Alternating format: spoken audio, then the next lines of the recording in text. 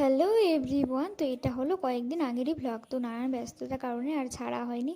তো আমাদের সেদিন সৌশিতার সাথে বহুদিন পরে দেখা, মানে প্রায় 1.5 বছর পরে দেখা। তো আমার বাড়িতেই প্রথমে এসেছিল সঙ্গীতা আর সৌশিতা। তো ওখান থেকে আমরা চলে গেলাম বৈরাগী দিঘিতে। ওখানে গিয়ে বসে বসে অনেক গল্প করব।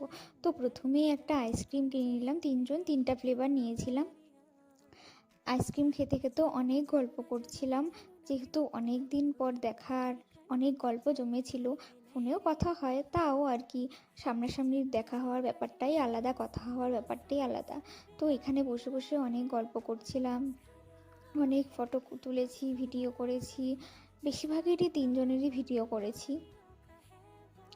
তো তারপরে আর কি এখানে অনেকক্ষণ ছিলাম, গল্প টল্প করে বাইরে বেরিয়ে ফুচকা খেতে গেলাম।